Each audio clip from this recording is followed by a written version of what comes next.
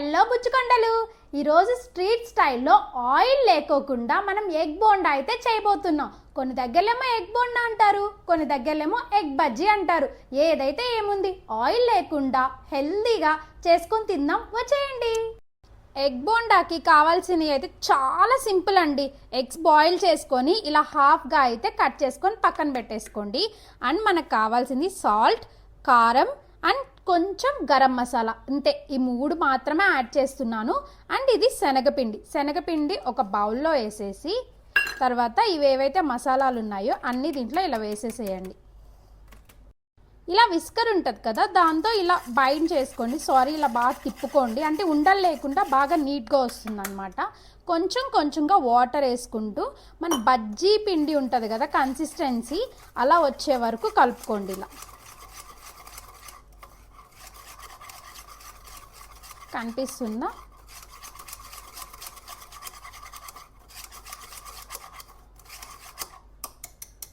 ఇలా కన్సిస్టెన్సీ వస్తే సరిపోతుంది. దీన్ని అయితే ఇంకా పక్కన పెట్టేసుకుందాం.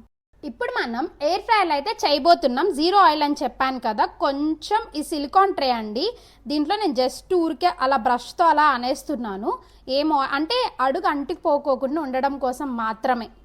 ఒక ఎగ్ తీసుకొని దీంట్లో వేసేసేయండి. మీరు చేత్తో కావాలంటే చేత్తో అనుకోండి, లేదు మాకు చేత్తో వద్దు అని అంటే ఇలా స్పూన్తో కూడా వేసుకోవచ్చు. ఇలా బాగా బైండ్ చేయండి. ఇలా కనిపిస్తుంది కదా, ఇటు సైడు బాగా పట్టాలి అండ్ ఇటు సైడ్ కూడా బాగా పట్టాలన్నమాట. ఇలా పెట్టి దీంట్లో అయితే పెట్టేసుకోండి. ఇటు సైడ్ మనం తిప్పుతున్నప్పుడు కొంచెం ఏదన్నా మీకు సరిగా లేదు పోయింది ఎగ్ మీద అనుకుంటే స్పూన్తో కూడా ఇలా వేసేసేయచ్చు, ఏం ప్రాబ్లం అయితే ఏముండదు.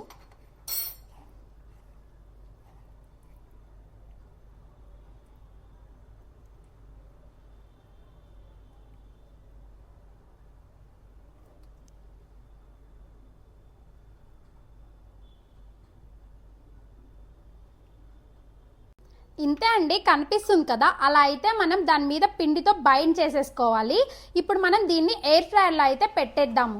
ఇప్పుడు ఎయిర్ ఫ్రైయర్లో అయితే పెట్టేస్తున్నాను. ఎన్ని డిగ్రీస్ పెట్టుకోవాలి అని ఎంత టైం పెట్టుకోవాలో కూడా నేను క్లియర్గా మీకు చూపిస్తాను, చూసేసేయండి.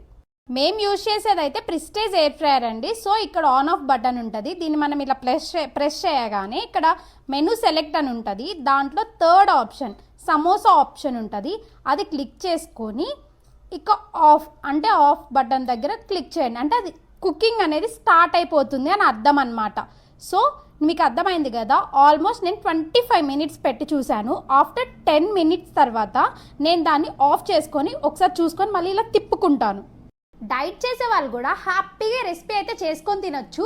డైట్ చేసే వాళ్ళందరూ కూడా ఇలా బాయిల్డ్ ఎగ్స్ అయితే తింటూ ఉంటారు కదా. డైలీ బాయిల్డ్ ఎగ్స్ తినాలన్నా కూడా మనకి చాలా బోర్ కొట్టేస్తుంది.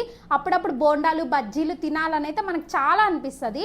అలాంటప్పుడు మనము ఆ క్రేవింగ్స్ అన్ని ఆపుకొని, లేదా మళ్ళీ నైట్కి ఆ క్రేవింగ్స్ ఎక్కువైపోయి మొత్తం డైట్ని అంతా నాశనం చేసుకొని ఏది పడితే అది తినకోకుండా ఇలా ఒక ఎయిర్ ఫ్రైయర్ తీసుకున్నారనుకో, చక్కగా అన్నీ చేసుకొని తినొచ్చు అండ్ వెయిట్ లాస్ కూడా అవుతారు.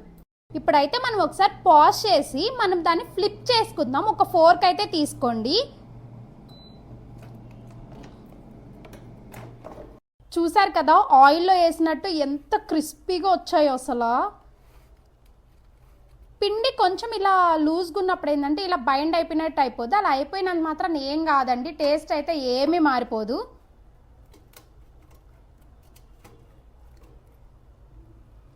ఫోర్క్తో ఇలా సింపుల్గా ఇలా పెట్టేయండి, ఒకదానికొకటి ఇలా.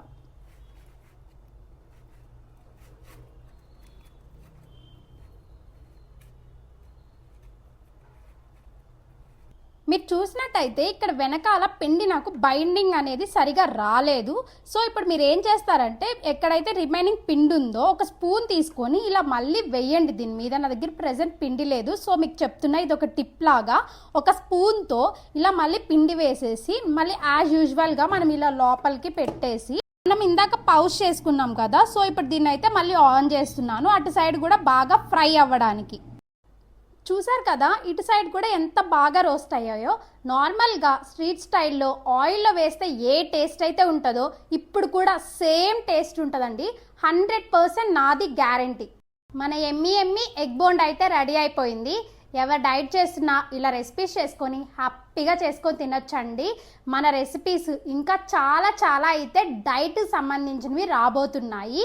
అందుకే సబ్స్క్రైబ్ చేసి పెట్టుకోండి. లేదు అని అంటే నేను ఇలా పెట్టగానే మీరు చాలా రెసిపీస్ రావు కదా, సో అందుకే మేక్ ష్యూర్ టు సబ్స్క్రైబ్.